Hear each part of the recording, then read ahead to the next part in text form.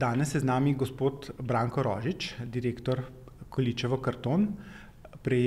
Ravnokar je prejel nagrado Menedžer leta od Združenja Menedžer. Zdaj pa, kako sprejemate to priznanje stanovskih kolegov? Ja, nagrade sem vesel. Predstavlja priznanje za moje delo, delo mojih sodelavcev, za rezultate papirnice, Količevo kartona in seveda tudi za vlogo lastnikov Količevo kartona v tej papirnici. Združenje Menedžer je v obrazložitvi poudarilo predvsem, da vi ste tukaj v dolgoletnem direktorovanju, praktično ste že v prvem letu začeli poslovati z dobičkom in ta trend se še kar drži in pač podjetje je pravzaprav zelo uspešno, ne? Samo v zadnjih nekaj letih ste v bistvu močno povečali izvoz in predvsem pa dodano vrednost dvignili nad 100 tisoč evrov na zaposlenega. Kakšna je, bom rekel, pot do tega uspeha? To je res. V letu 1995, ko sem prišel v papirnico, je bila globoko v izgubi. V letu 1996 pa smo že naredili preboj v pozitivno poslovanje, ki ga pravzaprav nismo zapustili seveda do današnjih dni. Kaj je razlog, kaj je v bistvu bil tisti pomemben ali pa so bili tisti pomembni činitelji, da so prispevali k temu? V papirnici kot procesni industriji je vedno tako, da je pravzaprav činiteljev, ki vplivajo na poslovanje, zelo veliko. Naj si bo produktivnost, stroškovna učinkovitost, tehnologija in seveda ne nazadnje ali na prvem mestu produktna ustreznost na globalnem trgu.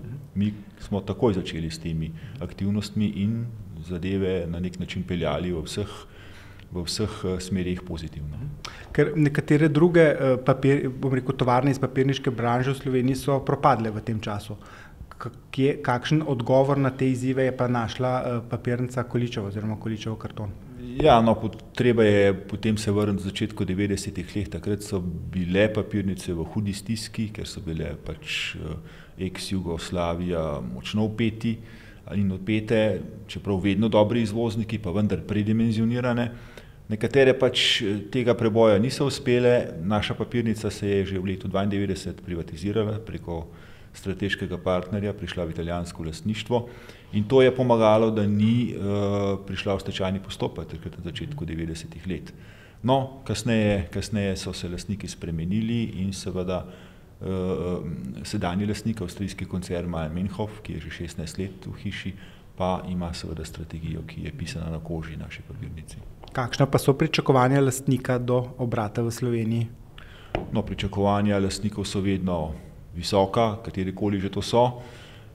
Vendar treba je pa vedeti, da gre za strateškega lastnika, da smo mi pomemben del koncerna, ki ima svoje tovarne po Evropi in da tovarne proizvajajo sicer podoben produkt, različen po posameznih enotah, vendar podoben produkt in seveda ta razvoj je potem tudi opredeljen na način, ki je optimalen glede na dane razmere na trgu in pa potenciale, ki jih posamezne papirnice imajo. No, tu Količevo ne kotira slabo.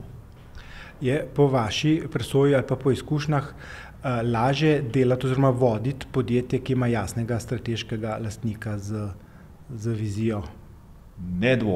Nedvomno je to bistveno lažje, to moram tu jasno povedati.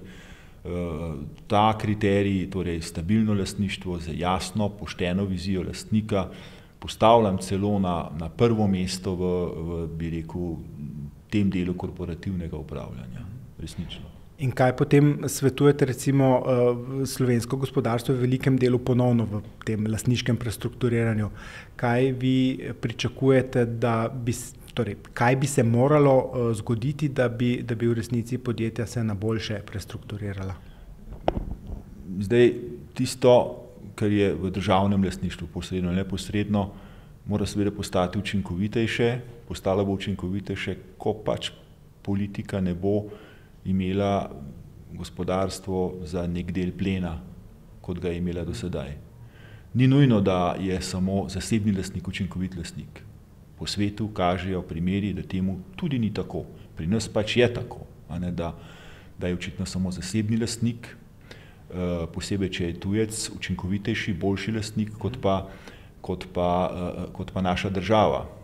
Nikjer nobenih omejitev ni, da ne bi bilo korporativno vodenje tudi strani državnega lastništva uspešno. Stvar ljudi, ki to organizirajo in na tem delajo, je, ali bo tako ali ne. Pa potem vidite za Slovenijo pozitivno prihodnost v tem smislu? Vidim, ampak brez tega, da se mi vsi skupaj na kar široki fronti ne začnemo spreminjati pozitivno, pač ne bo preboja, ne bo sprememb. Če pa v bistvu do tega pride in na nek način se kažejo nastavki, da do tega prihaja postopoma, potem jaz ne gledam tako črno za Slovenijo. Recimo konkretno v zadnjem času je veliko prahu dvignil Mercator, ki ga je pač prevzel tekmec iz soseščine. Se vam zdijo taki, bom rekel, iz česa po vašem izvirajo strahovi pa nasprotovanja v javnosti, da bi privatizirali velika podjetja na način, da jih tuji lastniki prevzamejo? Ne vem, najbrž gre za neko zaskrbljenost, nek strah pred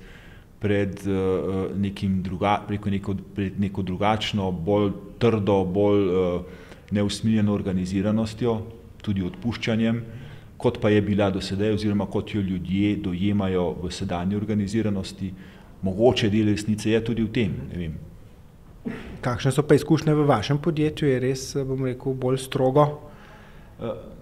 No, poglejte, koncepti, ki jih imamo na Kuličevem, so na nek način koncepti, ki jih ima tudi koncern kot naš lastnik.